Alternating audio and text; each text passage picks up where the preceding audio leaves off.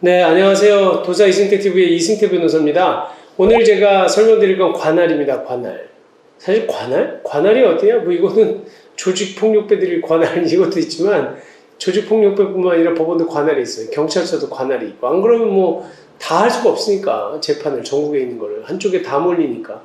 그리고 관할을 안 두면 서울중앙지방법원에 재판받고 싶어하는 사람이 많을 수도 있고 아니면 자기 집 근처에서 받고 싶은 사람이 많잖아요. 임의로 막 정하면 어느 쪽에는 재판이 막 쏠리니까 이 행정을 볼 수가 없어. 법원 행정을. 판사를 어디에다가 배치해야 될지도 모르거든요.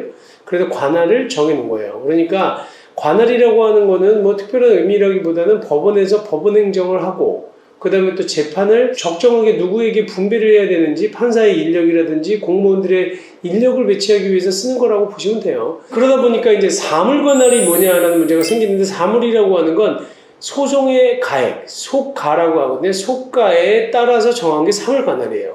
그래서 그거는 뭐냐면 사물관할을 소송의 가액에 따라서 단독 판사한테 맡길 거냐, 아니면 합의부 3명이 하는 재판부에 맡길 거냐, 그리고 또 하나는 그 소액 단독 판사한테 맡길 거냐, 소액 사건으로 분류할 거냐, 이게 사물관할이거든요. 사물관할 중에서 소액 사건이라고 하는 건 속가가 소송물 가액이 3천만 원 이하인 사건이에요.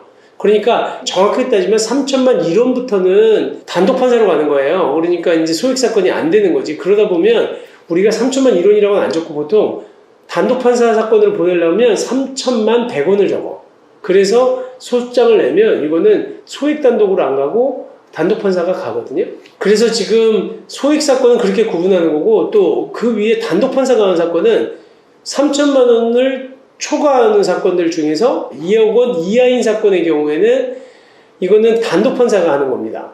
그리고 2억 원을 초과하는 사건은 이제 합의부 재판을 하는 거예요. 합의부 3명의 재판관. 그러다 보니까 사람들이 좀 단독 판사한테는 좀 불안한 거예요. 이 사람이 공정한 판결을 해줄 수 있나라고 하니까 자꾸 합의부로 사건을 보내려고 하는 경향이 있어요. 그래서 보통 2억 원을 넘겨서 2억 100원으로 소장을 쓰는 경향이 있죠. 근데 사실은 모르겠어요. 합의부가 더 공정한가 아니면 단독이 더 공정한가, 그거는 뭐 판사마다 다른 것이지 합의부가 더 그렇다라고 보기는 하지는 않는데, 아무래도 합의부 재판장은 지금 부장판사들이 재판장을 하기 때문에 옆에 있는 배석들은 좀 경력이 좀 경력이 좀 짧다고 하더라도 부장님을 믿고 이제 합의부를 가는 거겠죠. 근데 또 단속 판사들의 경우에는 그래도 재판 경력이 한 7년 정도 이상이 되는 판사들이 주로 많이 하기 때문에 제가 볼 때는 뭐 단독 판사로 해도 뭐 큰 문제는 없을 것 같아요. 요즘에 단독 판사 몇 년이 있어야 되는지 모르겠는데 장관 좀 그래도 경력이 있으신 분들이 해요. 단독 판사도. 그러니까 반드시 뭐 합의부로 보내야 되는 건 아닌 것 같고. 장관 이런 것들이 이제 사물관할입니다. 그 다음에 중요한 건 토지관할이라는 게 있어요. 토지관할, 제가 아까 얘기한 것처럼 뭐 우리 영화에서 많이 보는 나와바리, 그러니까 누구의 나와바리냐, 여기가 동부냐, 여기가 남부냐, 서부냐, 북부냐, 중앙이냐, 이렇게 서울 같은 경우 나눠지는데 어떻게 나누냐는 거예요. 각 동마다 다 나눠놨거든요. 그거를 지금 제가 좀 확인을 해 드릴게요. 토지관할은 그 1심 그 소송사건이 어디 법원에 계류가 될 수 있느냐, 쉽게 얘기하면 1심 소송을 어느 법원에 제기해야 되느냐를 갖고 나타내는 관할이 바로 토지관할이에요.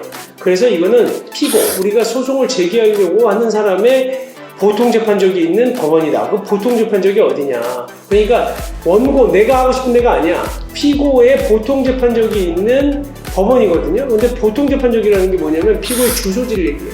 자연인으로, 일반 사람의 경우 주소지를 관할하는 법원. 그 다음에 주소가 없거나 주소를 알 수 없을 때는 거소라고 하는 건 머무는 곳이에요. 그렇기 때문에 그 부분이 주소를 알 수 없을 때 거소로 하고, 또 거소가 일정하지 않거나 알 수 없을 때 마지막 주소로 한다는 거거든요. 근데 사실 그 피고의 주소를 알 수 없을 때 거소를까지 지정하는 경우는 거의 없어요. 그런 그 다른 재판적으로 또 잡기도 하거든요. 그건 뒤에서 살펴볼 거고. 그 다음에 법인이나 단체의 경우에는 주된 사무소나 영업소가 있는 곳, 그러니까 등기부등본에 보면 주된 사업소가 나오거든요. 본점 주소지 아니면 또 영업소가 나오는데, 그곳이 바로 그 보통재판적이 있는 곳이에요. 그러다 이쪽에다 소송을 하셔야 되는 거고, 만약에 주된 사무소나 영업소가 없는 경우에는 주된 영업 담당자의 주소로 보내거든요. 그러니까 이 경우에는 결국은 주된 영업 담당자가 일반 법인은 또 대표이사 주소지가 되겠죠. 근데 이런 경우는 거의 예외적인 경우고, 그리고 국가를 상대로 소송을 할 때는 법무부 장관의 소재지 또는 대법원이 있는 거죠. 특별재판적 소재지는 뭐냐면 이게 이제 아까 얘기한 거는 보통 재판적이, 일반적으로는 피고 주소지를 소송을 하는데 주소지에다가 거기다가만 하니까 좀 이상한 거야. 이게 무슨 얘기냐면 싸움을 했어. 싸움을 했는데 내가 종로에서 많이 맞았다 이거야. 근데 나는 수원산업, 상대방을 알아보니까 또 저 광주사네? 그러면 이 재판을 내가 맞은 데는 종로인데 광주까지 가서 재판해야 돼? 그 사람이 거기 산다고? 그럴 경우는 불법행위죄에다 하면 돼요. 불법행위, 이게 바로 특별재판력이야. 불법행위가 발생한 지역에다가 한다는 거예요. 그 다음에 또 하나는 내가 제일 많이 쓰는 게 돈을 빌려줬어. 그러면 원래는 돈을 지참채무의 원칙이라고 하거든요. 돈을 갖고 와서 갚아야 될 거 아니야, 내 집에. 내가 수원 살고 광주 사는데 그 사람이 가지고 돈을 와야지. 그러니까 채권자의 의무이행지, 그러면 채권자의 주소지에서 그거는 소를 제기할 수 있는 거예요. 그러니까 내가 피고를 상대로 누구 돈 못 받은 광주 사는 사람을 상대로 소송할 때 내 주소지를 관할하는 곳에다 해도 된다는 거야. 이게 중요한 의무이행지거든요. 그래서 지참채무의 원칙에 따라 내가 살고 있는 그 주소지에다 할 수 있다. 어떻게 보면 보통 재판적보다는 또 특별재판적이 더 중요할 때도 있는 거죠. 그래서 보면 또 회사에 근무한 사람은 그 회사 근무하는 사업소나 영업소를 소재지로 할 수도 있어요. 특별재판적으로. 그 다음에 제가 아까 얘기 드린 뭐 의무이행지라든지 불법행위지 말고도 특별재판적이 많거든요. 보시면 뭐 근무지라든지 수표, 어음의 지급지, 그 다음에 재산의 소재지. 그러니까 재산에 관한 소송, 사람이 국내에 지금 없어. 그리고 알 수도 없고 외국에 있기도 하고 하는 경우에는 그 사람에 대한 재산권에 관한 소 있잖아요. 그거는 부동산이 있는 곳에서 하면 된다는 거야. 이런 것들이 또 특별재판적으로 알아두셔야 되는 것 중에 하나죠. 그 다음에 뭐 선적 소재지는 이제 배와 관련된 소송에 대해서 배의 소유자라든지 선원에 대한 소를 할 때는 뭐 선적 소재지에다 한다는 건데, 이런 것들은 그냥 슬쩍 보고 넘어가시면 되고, 제가 중요시 여기는 건 불법행위 소재지, 그 다음에 부동산 소재지, 이 부분들만 좀 알아두시면 돼요. 그다음 나머지는 또 등기 등록에 관한 소의 경우, 등기를 말소하거나 자동차 등록 공부를 말소해라, 이런 소송을 할 때는 등기 등록에 관한 소의 같은 경우에는 등기 등록할 공공기관이 있는 곳에다가도 소를 제기할 수 있다는 거. 그 다음에 피상속인, 만약에 상속이나 유증, 그 밖에 사망으로 인해 생기는 그 행위에 관한 소의 경우에는 상속 개시 당시에 피상속인의 보통 재판적, 피상속인이라는 건 돌아가신 분을 얘기하는 거예요. 돌아가신 분이 있는 곳의 주소지가 보통 재판적, 그 지역이 바로 상속 재판과 관련돼서는 또 특별재판적이 될 수 있다는 거거든요.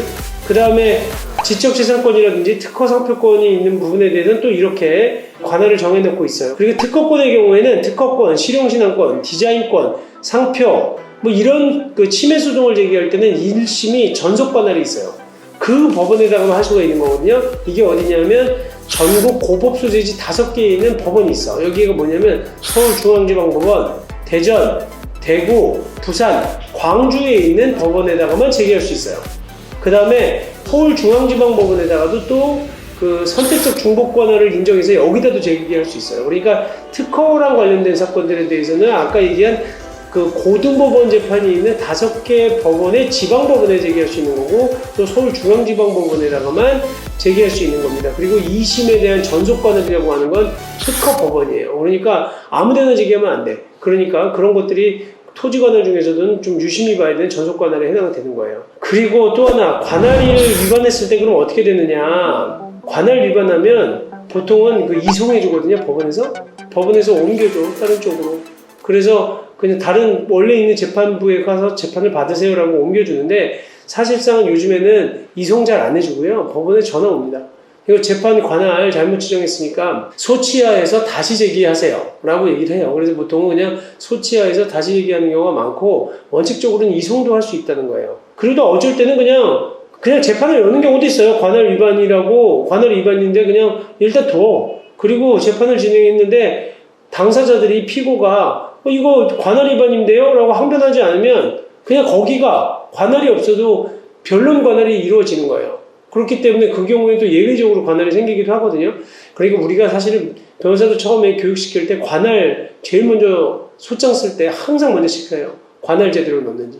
변호사가 관할 잘못 넣어가지고 엉뚱한 데다 재판해봐. 얼마나 우스워요. 그러니까 관할이 또 은근히 중요한 부분이 있어요. 그리고 우리가 계약서 쓸 때 양쪽에 우리 이 사건에 대한 분쟁은 서울중앙지방법원으로 한다. 아니면 수원지방법원으로 한다. 이렇게 관할을 정해 놓을 수 있어. 이건 합의관할이라고 하거든요. 이렇게 관할들을 여러 가지로 만들 수 있다는 거예요. 그러니까 오늘 관할 부분을 좀 많이 봤는데 기본적으로는 관할 다시 한번 정리하면 보통재판적이라는 거고, 그러니까 그 사람의 소재지, 주소지가 보통재판적이기 때문에 피고의 주소지에다 소송 제기하는 게 원칙이다. 하지만 특별재판적이 있다. 그 얘기는 뭐냐? 내가 불법행위에 관한 소는 불법행위지. 그 다음에 나한테 내가 재산권에 관한 소의 경우에는 의무이행지. 그래 돈 빌려준 경우에는 원고의 주소지로 오라는 거고, 거기가 특별재판적이라는 거고, 또 하나 재산권에 관련된 소 중에서 만약 부동산에 관한 소다라고 하면 그 부동산이 있는 곳. 그 다음에 특허 같은 경우에는 또 별도의 고등법원이 있는 지방법원, 거기에다가 제기할 수 있다는 거예요. 그러니까 이런 몇 가지들 중요하게 보시고, 또 계약하면서 합의관할도 적어 놓을 수 있다. 합의관할 위반하면 또 그것도 관할 위반이 되거든요. 그리고 변론관할이라는 것도 얘기를 드렸어요. 그러니까 양쪽 다 재판부도 모르고 그냥 변론을 진행했는데 피고가 아무런 관할 위반 주장을 안 해. 그럼 거기가 변론관할이 생긴다는 거고, 관할 위반하게 되면 다른 곳으로 보낸다. 이 정도 알아두시면 됩니다. 그러니까 뭐 이송하지 않고 소취하고 다시 소재기할 수도 있고, 그래서 관할 위반에 대한 것들도 알아두시고, 그리고 제가 처음에 얘기했던 사물관할도 알아두시면 좋을 것 같아요. 네, 오늘 제가 간단한 법원 관할에 대한 어떤 얘기를 드렸는데 소송하시면서 참고하시면 좀 좋을 것 같습니다. 네, 감사합니다.